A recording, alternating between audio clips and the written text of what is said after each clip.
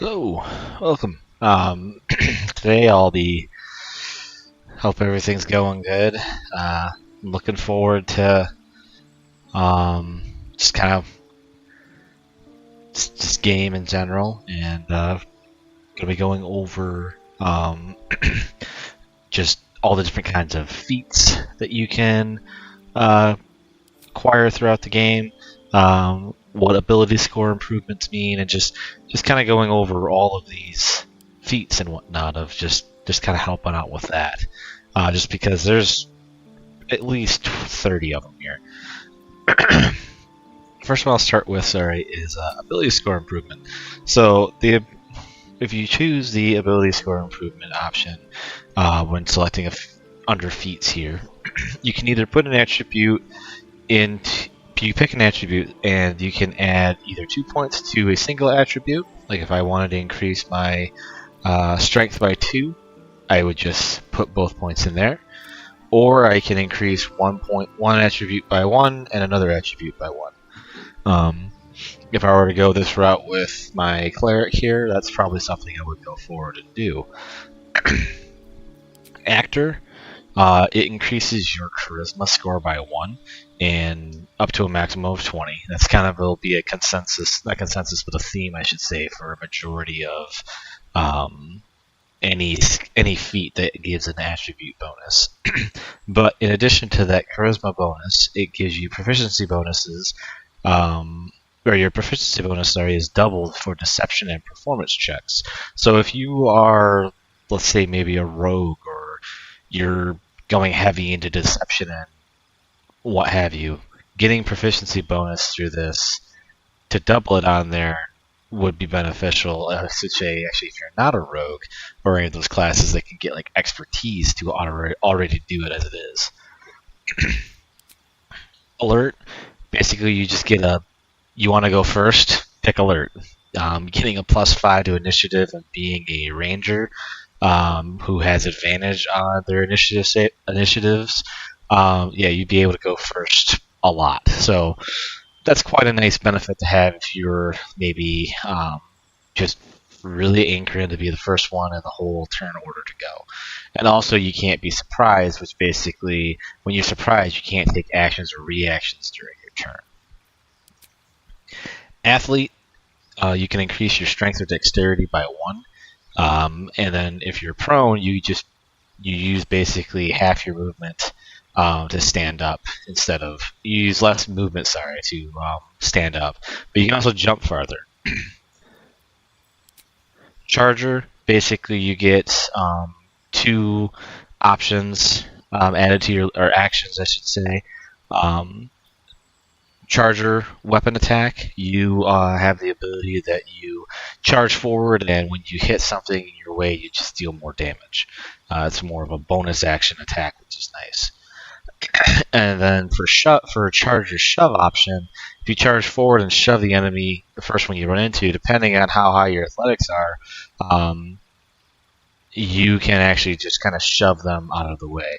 What's nice with both of these is they don't provoke opportunity attacks, and what that means is, well, what's interesting, I should say, what not good. What's interesting to note with this is that if you're shoving someone, or you're moving them away from you, because they didn't move out of your threatened area by themselves under their own power, you won't get an opportunity attack on them. So it could be beneficial to charge forward and shoulder slam somebody off a cliff instead of using shove. But it depends on your playstyle. Crossbow expert. When you make crossbow attacks within melee range, you no longer have disadvantage. Currently, if you don't have this feat and you're finding yourself fighting in close quarters combat with your bow or crossbow, this might be something beneficial to have. And also, what it increases is your piercing shot. When it inflicts these gaping wounds ability, which basically just does an extra 2 damage, it lasts longer. Normally, I believe it only lasts for 2 turns, so you'll be able to have it last for 4 turns. So, could be useful. Defensive duelist, basically if you're wielding a finesse weapon. So a finesse weapon would be things like, basically, I would say a short sword. or a rapier is a finesse weapon. But as long as you're proficient with it, you can use your reaction ability to add your proficiency bonus to your armor class. So let's say you have your rapier and you hit something, and your armor class currently is like a 15, and your proficiency bonus is a +4. As long as you hit it, you can use your reaction to gain extra AC. Very similar to, if you remember from the Bard video, that one of the subclasses had that ability that when it hit something, it would instantly get its proficiency bonus added to its, or +4, sorry, to its AC. So if you combine that with this, you'd be kind of hard to hit. And like, I'd recommend using this really if you don't have a lot of reactions and you want to use one, you'd be able to use this with things, and you could have crazy AC by having just a single weapon in your hand. Note that if you do use this, you wouldn't be able to do a opportunity attack when someone moves out of your threatened area, because that is using up your reaction. Dual wielder. This is the feat I've been barking about for quite some time for if you want to do 2-weapon fighting. Basically, now you can wield weapons in both hands that aren't light, and you aren't light weapons, which a light weapon is like a dagger, for example. But you gain a +1 bonus to your armor class while you're dual wielding a weapon at each hand. So now you could run around with 2 maces, 2 long swords, and if you combine dual wielder with the 2-weapon fighting skill, you'll be able to now really dive into using 2 weapons fighting kind of style. So like if I had I've done it with my rangers, fighters, you can do it with barbarians. Like at level 4, you can use your feat option here to take this, and then now you can dual wield to your heart's content. Dungeon Delver gives you advantage on perception checks made to basically find items like traps, for example. And it also gives you advantage on saving throws to avoid the effects of said traps. But you also gain resistance to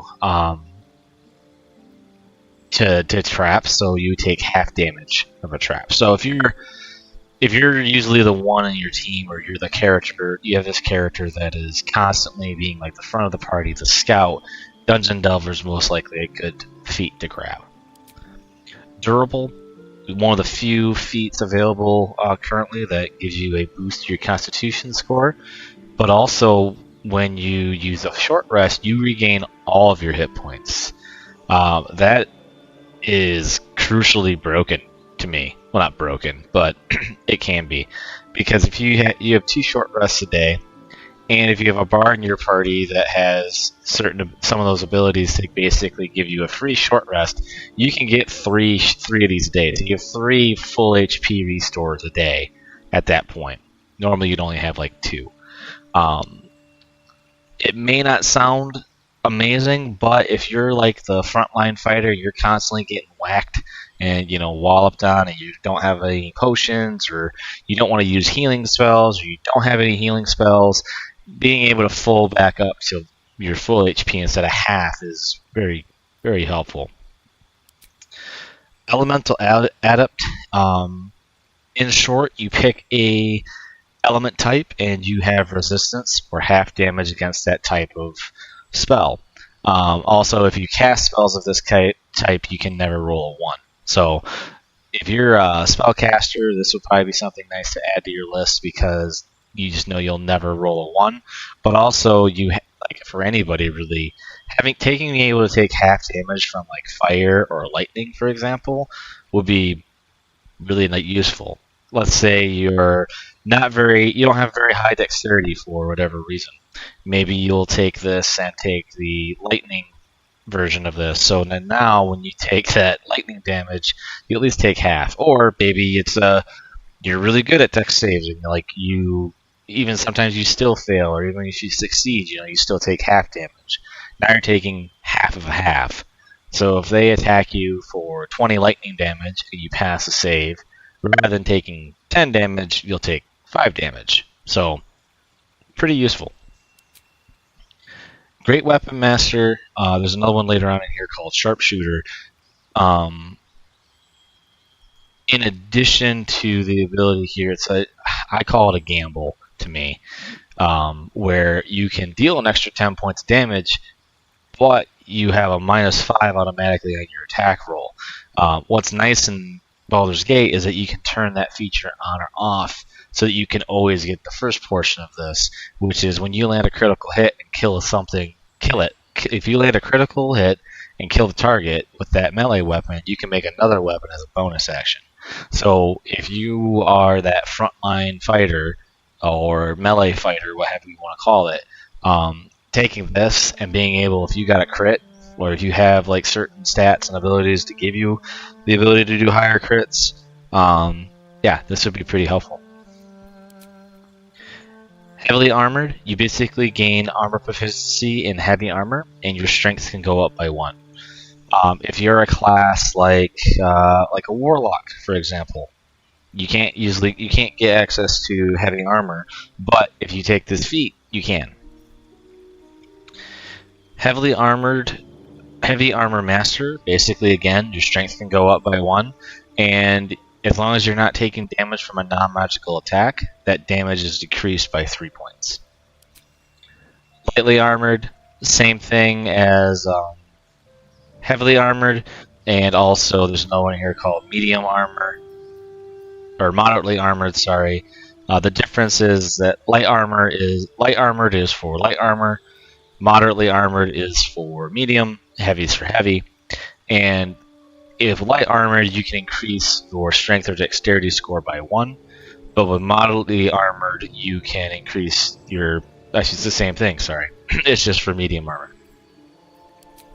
Lucky, you gain 3 luck points, and what luck points are is they give you the ability to gain advantage on attack rolls, ability checks, or saving throws, or to make an enemy reroll an attack roll. Let's say you are fighting something and they score critical on you and you had lucky. You could use one of your points to make that critical not happen. Well, at least they have to re-roll it and hope it doesn't happen. Mage Slayer, you basically, this is the equivalent of Crossbow Expert, to where you actually, I take that back. Let me cycle back on this. Mage Slayer is more of, if you're within melee range, you have advantage on saving throws against the spell being cast against you, and you can use your reaction to attack the caster. So if you have somebody who's at point blank at you, go to cast Firebolt, Fireball, you have advantage on that saving throw, and you can use your reaction to smack back at them. Enemies that hit you have disadvantage on their Constitution saving throws. So what's nice with this is, like, yeah, they may have hit you, but now they have disadvantage on concentration saving throws moving forward. So by that I mean whenever they take damage, they have to make a save in order to keep concentration on certain spells. Mage Initiate through Mage Wizard. These, basically, in short, you gain 2 cantrips and a level 1 spell from that specific list of spell lists. So, like for Bard, for example, I would gain 2 cantrips and a level 1 spell from the Bard spell list. And your spellcasting ability is what Bards use, which would be Charisma. So, rolling through this, if you picked Cleric, it would be from the Cleric spell list for a Wisdom saving throw, the Druid spell list with Druid, with Wisdom for your spell casting for the Druids, and then for Sorcerer and Warlock, it's a Charisma for your ability, and then from those lists, and then Wizard, it's Intelligence. These are pretty useful, honestly, in a way of, let's say you're a Paladin and you wanted some of the cool spells that the Sorcerer has without multi-classing. You could get access to that via this. Martial Adept, in the fighter subclass, there is something called a battle master, and how it rolls is that you get a bunch of different access to all these different kind of passive abilities. I'll talk about these more once I load up the fighter guide later in the week. But what the concept is, you get these superiority die, and you use them in turn with two of these passives that you have. So let's say you picked pushing attack. You can use that superiority dice to do an extra D8 worth of damage and push the target back a little bit. Or evasive footwork, you can give them disadvantage on any melee attacks against you for the next round. Or maybe you pick disarming attack, where in addition to doing a D8 worth of damage, you can possibly make them drop their weapon. If they drop their weapon, you can pick it up. So there's a lot of different cool things in here that you can do, and like I said, I'll go over some more of those with the fighter video later. Medium Armor Master. What's nice with this is if you are a medium armor wearer, a lot of them give you a disadvantage on stealth checks. This negates that, so you don't have that disadvantage on a stealth check. And in addition, you can add an extra point from your dexterity to your AC bonus. So most armors for medium armor, it's like you're up to 2 of your modifier for your dexterity. So if you have a 12, for example, in your armor, or 11, sorry, let me roll with 11, 10, 12. Let's say it's 12. Math is hard. You currently have a +1 to your dexterity modifier, and so that means that your armor class for medium would say, let's say it's a 14 AC. You get to add 1 to it because you have a +1 to dexterity, so you get 15 AC. When you upgrade your dexterity to where it's a +2, now your AC would become 16. With this, is if you have 17 or higher, or 16 or higher, AC, or a modifier to your dexterity, you can now turn that into 17 AC. So getting an extra point for this and then wielding a shield, you can really kind of beef up your AC by doing this. Mobile. This is something that's very nice to increase your movement speed, and you don't have to worry about difficult terrain when you use the dash action over it.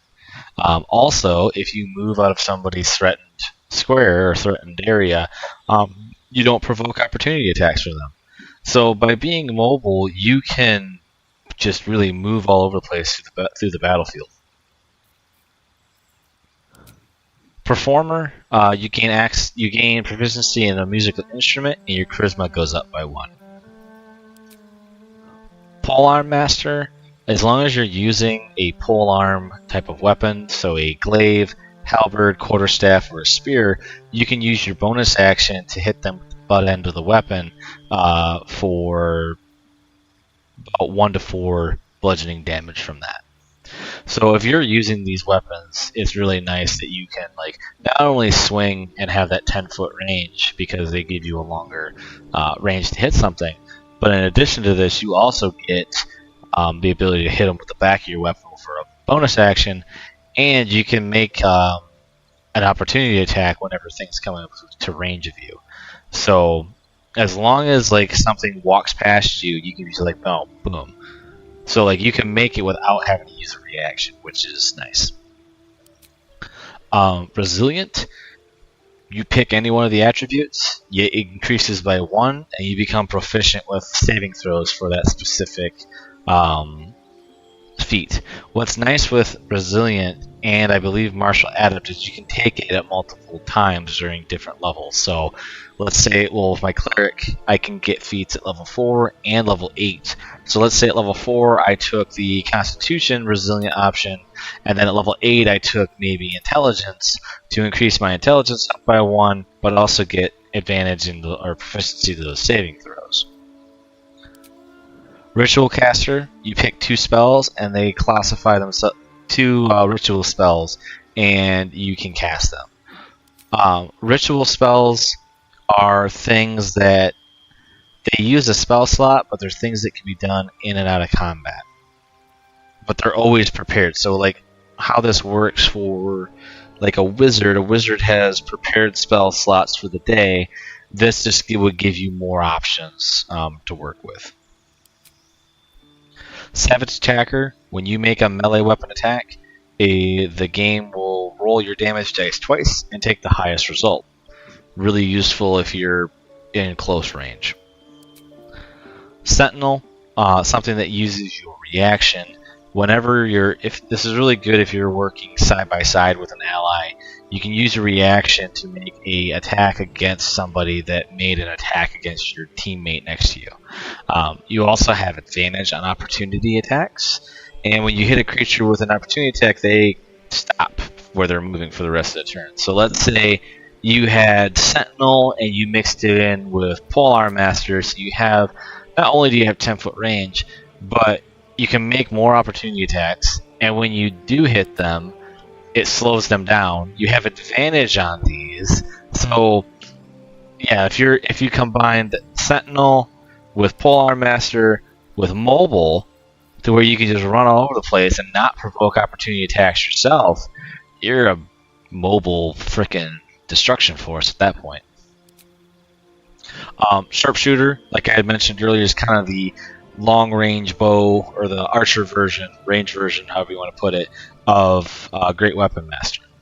So you get to do an additional 10 damage, but you take 5 off your attack roll, and this can be turned on and off, because the other effect of this is that when you make ranged attacks, you don't receive any penalties from doing it from high ground. So this usually means that, like, if you attack from above, you get a +2 to the attack roll, and when you attack from below, you have a -2 penalty. So now you no longer receive that penalty. You'll always have you'll have your normal attack at that point. So let's say your normal to hit is like a dice +10, right? And you're below the enemy. Now instead of it being a +8, it's +10, and then it's still going to be +12 if you're above them. But if you're doing a lot of shooting and you're like under your target, could be useful.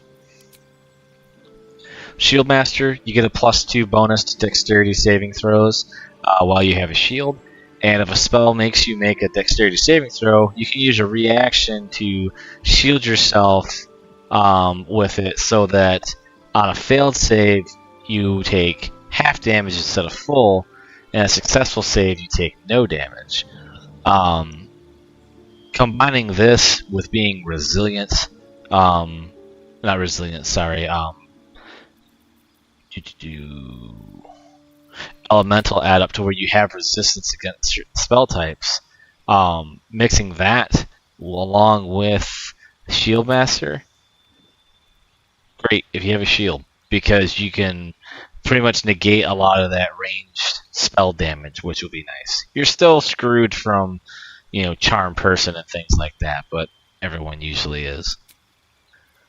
Skilled, you pick 3 different skills of your choice that you're not already proficient in, and you become proficient in them. So it adds your proficiency bonus to them. So this is useful if you're not a bard or a rogue, for example, and you just have a couple extra skills that you want to kind of beef up. Spell Sniper, you learn a random cantrip. You learn a cantrip, I should say. Most of the attack cantrips, I should say. But then, in addition to this, when you roll in order to hit a critical, normally you need a 20 on your dice to, not a 20 on the dice. The dice has to be 20. Let me word it that way. Now you can crit on a 19 or 20. So, pretty helpful if you're slinging a lot of spells.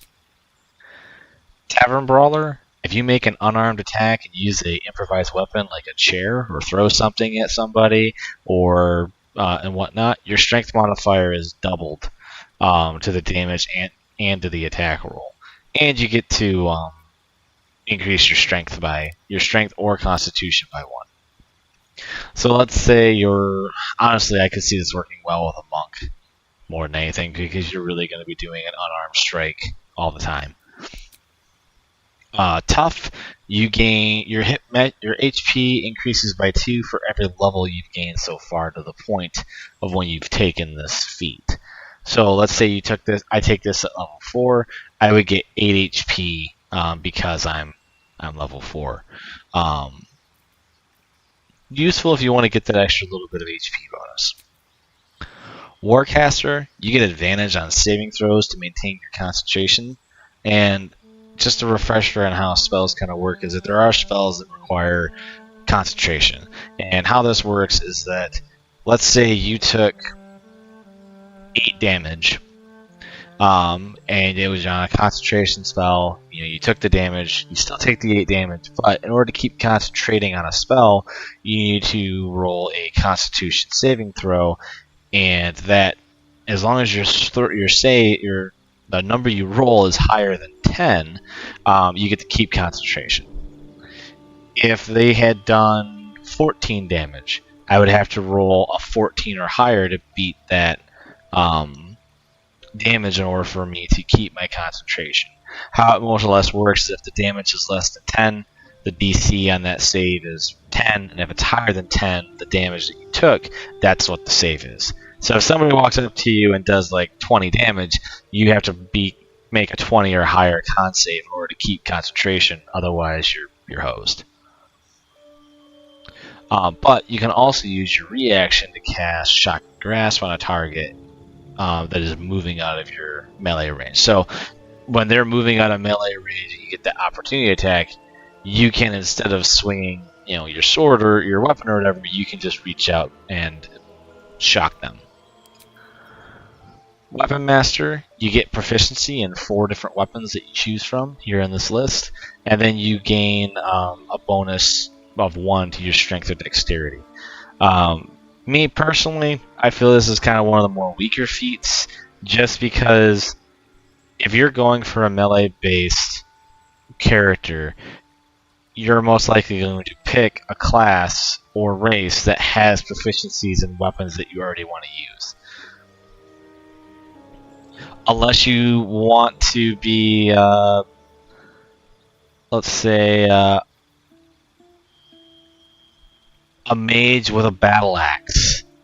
Go crazy. Make do what you want to do with all that. You do you, as some people would say. But of all these feats, there's really like a couple that give bonuses to your attributes. So like strength, if you wanted to get a bonus to your strength and get a little benefit along with it, athlete, heavily armored, like any of the armored feats, so heavy, light, or moderate armored, resilient, and even weapon master, to get those bonuses to your strength. Same thing for dexterity. You would probably want athlete, lightly armored, moderately armored, resilient, or weapon master, and you can get a bonus to your dex. Constitution, durable, and resilient. Resilient really for any of them. Not much really for intelligence or wisdom, unfortunately. They get kind of shafted when it comes to bonuses. And then charisma, if you wanted that to increase, actor, performer, and then of course resilient. Breaking down a little bit by just class usability, like just usability as a player. Let me word it that way. Ability score improvements are always good. Being able to round off my 17 wisdom to make it 18, and my 14 strength, or my 13 strength to a 14, that increases my bonuses from a +3 to wisdom to a +4, and instead of a +1 to strength, it's now a +2. So that just changed all of my stats across the board, or skills across the board. Elemental Adept, being able to have resistance against spells, really awesome. Any of the armored options, just because some of them you get bonuses to your skills, but also you get some more armor options. So like, let's say you're a class that can't wield medium armor, maybe you take the medium armor feat instead. Just because there's a lot of options out there where if you're a spellcaster with heavy armor, you can't cast spells. And then, like I said, resilient and tough. everyone loves extra HP. You know, you last longer in a fight. From a melee standpoint, really, like, they seem to get the most benefit out of feats between charger, defensive duelist, dual wielder, durable, grand weapon master, martial adept, mobile, polearm master, savage attacker, sentinel, shield master, tavern brawler. I mean, I listed like 10 of them out, 10 or 15, 10 or 12 feats. When I start getting into like range, the biggest thing that comes to me from them is like crossbow expert, mobile, and sharpshooter. Like being able to shoot your crossbow at point blank range and not have disadvantage. Awesome. Being able to run around and not take opportunity attacks. Mobile is great. Taking that risky, high risk, high reward of -5 to hit, but you can do 10 more damage. Everyone loves doing more damage. From a spellcasting perspective, quite honestly, Mage Slayer, any of the Mage Initiates, actually, I take that back, even the Mage Initiates for melee or range, because you could come across some, like, Cleric cantrips, or if there's a Warlock cantrip, for example. I can actually think of a couple right now if they give you the option for it. Eldritch Blast. You can't take... That's obnoxious. Maybe it's not in the game. If you're playing D&D, I'd recommend Mage Initiate, Warlock, taking Eldritch Blast and Green Flame Blade or Booming Blade, which are cantrips that are just they fly off of your melee attack, so like they just pair really well, and you do like elemental damage, which is nice. Witch Bolt is always a really good level 1 spell. It requires concentration, but like every turn you're guaranteed to at least zap somebody for some good damage. Hellish Rebuke, probably one of the best level 1 spells from a damage perspective, in my opinion, just because you use your reaction to turn around and be like, hey, take some fire damage. Hexing is good because hexing lasts for a while. And like it takes concentration, so as long as you have high constitution, you should be okay. But you get to deal some extra damage, and they have disadvantage on a bunch of things. So there's just a slew of different things you could roll with. Ritual caster, being able to get extra spells as a mage is always a good thing. Spell sniper, honestly, if you're hurling spells, the ability to crit on a 19/7/20 is amazing. And getting more cantrips is always fun. Or more cantrip options, I should say. And then Warcaster, like being able to have advantage of your Constitution saving or concentration saving spells, or however you want to put it. Yeah, like if you have a lot of concentration spells rolling on, you want to be able to keep that. And like I said, if you wanted to get more magic, let's say you're a warlock and you want some sorcerer stuff. Well, now I can get access to a bunch of different other cantrips I didn't get before, like Ray of Frost. A warlock doesn't get that. But they're also charisma based, so that's part of the reason why I'd suggest them, because if you went into a sorcerer and took some of their level 1 spells, notice how they have like they have like 18 spells to choose from. If you pick Warlock, you got like 8. A Wizard, you have a lot more, but it's your intelligence modifier, or your intelligence is what's really on your saving throw for a lot of these. Way around that, honestly, is if there's a Wizard spell that you want, pick one that doesn't require a DC save, or doesn't require your intelligence for a lot of things. Like there's ways around it. You just have to read these spells and be like, well, I don't have a high intelligence, but I want to cast Ice Knife, which is just a dexterity saving throw. It doesn't really have much to do with my my int. But in a nutshell, that is Feats. I'm going to link this video in all the existing guides that I've done and any future guides, because there's a lot of times that there's a class that is going to get feats as part of their level up at some point in their level up lifetime. That being said, thanks for tuning in. And like, if if you're liking this content, please do me a favor. Like, I hate to be in this guy at times, but like, liking and subscribing to videos pops me up higher on searches, and I don't know. I enjoy doing this. These guides have been fun, and just looking at things, like, it seems like people are liking them, so I'm just gonna keep doing them until I run out of content for that. But if there's anything I missed, like always, feel free to add it into the comments. Let me know, what you think, and as always, happy gaming.